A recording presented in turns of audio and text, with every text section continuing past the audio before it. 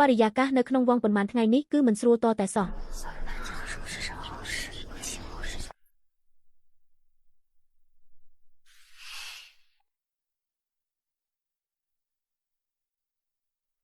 ព្រះអង្គម្ចាស់ព្រះអធិរាជកំពុងជួបជុំជាមួយមន្ត្រីធំមិនសមរម្យក្នុងការចូលទៅរំខានទេ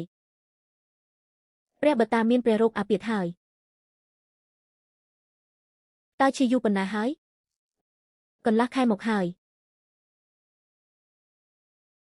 ចុងក្រោយថ្ងៃនោះក៏មកដល់មែន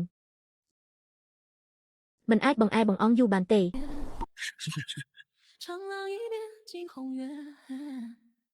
លឿនឡើង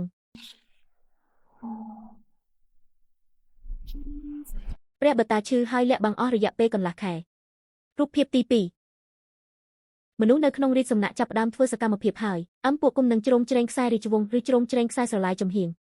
ពួកគុំនឹងមិនជ្រោមជ្រែងខ្ញុំទេព្រោះខ្ញុំជាព្រះរាជបុត្រីព្រោះនៅក្នុងភ្នែករបស់ពួកគេខ្ញុំគ្រាន់តែជាកូនអុកសម្រាប់ដោះដូរនយោបាយការបរទេសប៉ុណ្ណោះខ្ញុំបានគិតច្បាស់ហើយខ្ញុំត្រូវតែទៅចូលនៅកន្លែងដែលពួកគេមើលមិនឃើញជាមុនសិនមើលពួកគេឲ្យច្បាស់លាស់ចាំមើលរហូតដល់រឿងរ៉ាវរបស់ព្រះបតាត្រូវបានសម្រេចរងចាំរហូតដល់ពួកគេតាំងគ្នាបាក់បែកសពសពពីងកាយទាំងសងខាងទើបខ្ញុំចេញមក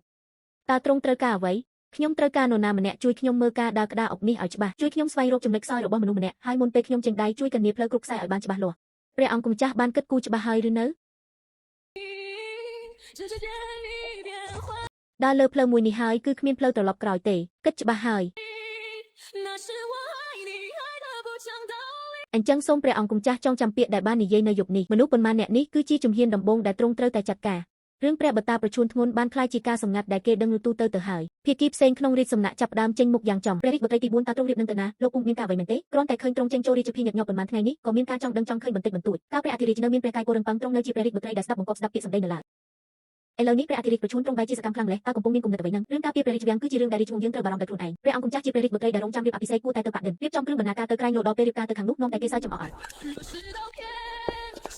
លោកម្ចាស់មកទីនេះថ្ងៃនេះតើបានរៀបចំបញ្ជីឈ្មោះរួមបញ្ជីឈ្មោះរួមនឹងលិខិតអនុម័តពីក្រសួងប្រដាប់អាវុធរួចរាល់ហើយឬនៅប្រសិនបើប្រមូលរួចរាល់ហើយខ្ញុំម្ចាស់នឹងត្រឡប់ទៅជម្រាបលោកឪពុកត្រកូលសិនយើងនឹងចូលរួមសហការតាមការរៀបចំរបស់រាជវង្សលោកម្ចាស់អុយវ៉ាងទើបតែមានបន្ទូលថារឿងរាជវង្សគឺពីរាជវង្សជាអ្នកចាត់ចែងចុះហេតុអ្វីបានជាអ្នកនាងធំត្រកូលសិនមានមតិផ្ទុយទៅវិញខ្ញុំម្ចាស់មិនហ៊ានទេគ្រាន់តែមានរឿងមួយមិនយល់ចង់សុំការចង្អុលបង្ហាញពីលោកម្ចាស់ច្បាប់កំណត់ថាកិច្ចការរាជវង្សានុវង្សត្រូវតែមានការចុះហត្ថលេខារួមពីមន្ត្រីថ្នាក់ទី3ឡើងទៅហើយឆ្លងកាត់ការពិនិត្យអនុម័តពីក្រសួងប្រដាប់អាវុធរាជអាជ្ញាទើបអាចថ្វាយសារបានមិនទាន់រៀបចំរួចរាល់ទេសម្ដីដែលលោកម្ចាស់មានបន្ទូលថ្ងៃនេះបើផ្សព្វផ្សាយចេញទៅគឺមិនសូវពីរោះស្ដាប់ប៉ុន្មានទេព្រោះអីអំណាចប៉ុន្តែត្រូវចាំថាអ្នកគ្រាន់តែជាក្មេងស្រីដែលរងចាំរៀបការជំនួសគេប៉ុណ្ណោះចំណែកខ្ញុំម្ចាស់គឺជាកូនស្រីរបស់លោកមន្ត្រីខំសិនត្រកូលសិនយើងស្មោះត្រង់នឹងរាជវង្សច្រើនចំនួនមកហើយគ្រប់ម៉ាត់ដែលខ្ញុំម្ចាស់និយាយថ្ងៃនេះគឺផ្អែកលើច្បាប់នៃរាជវង្សយើងប្រសិនបើលោកម្ចាស់មានការទាស់ចិត្តអាចទៅតាំងគ្នានៅមុខក្រសួងរាជអាជ្ញាបាន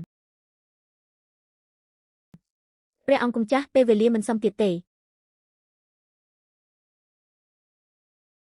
តើប៉ុន្មានម៉ាត់ដែលអ្នកនិយាយអំបញ្ញមិញរៀនមកពីណាសរសេរនៅក្នុងសៀវភៅបៃតងព្រះអង្គម្ចាស់ក៏អាចរៀនបានដែរខ្ញុំចង់ឲ្យអ្នកតាក់ទង